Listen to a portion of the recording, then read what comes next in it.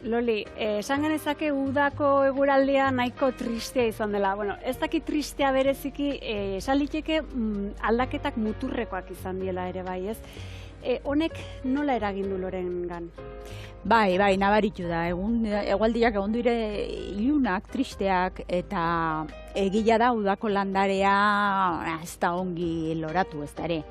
Orduan, bueno, nabaritu da, gaixotasunak ere izan dituzte.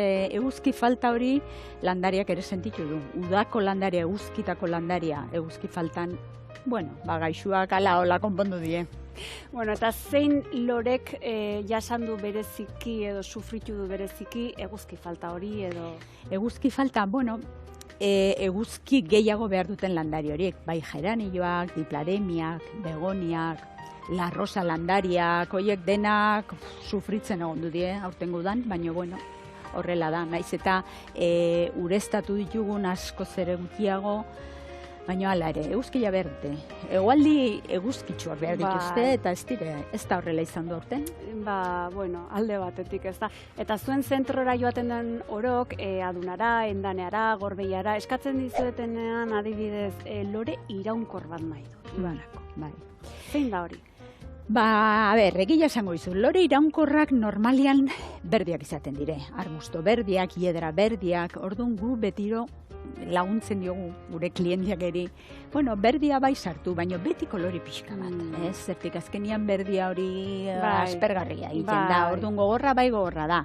Baina berdin da, pinu bat sartzen baldin badiozu ere, alegria txiki bat edo geranio txiki bat beko aldian sartu, eta ja, kolorea ematen du. Orduan, bueno, pixkat bi gauzak dituzu. Gero egia da neguan lore du norek fallatuko dula. Bale, berdia dakazu, baina baita ere aldiozu gero neguan pentsamiento pare bat sartu, eta bueno, pixkat gogor hori, errexe hori hor dakazu, baina nik beti nire aholkua beti da kolore pixka bat sartu, hori da. Eta udazkenari begira horrela, bai alde batetik lore iraunkor bat, edo bestela zein aukera daude udazkenari begira? Bueno, geroz eta aukera gehiago daude. Badaude krisantemoak, egila da, orain dela urte batzuk krisantemoa beti zen kanposanturako, baina egila da, krisantemoa azkenean da, margarita bat da. Eta daude xuriak, gorriak, arroxak, bueno, kolore guztitan. Pentsamientuak, badaude kolore pila bat baitaren negurako. Txillarrak, baitare, ziklamenak. Bueno, ikusiko dugu, hemen ere ja hau bukatzen ari da eta sartuko dugu horrela udazkenen neguko balkoi polit bat izango dugu baitare.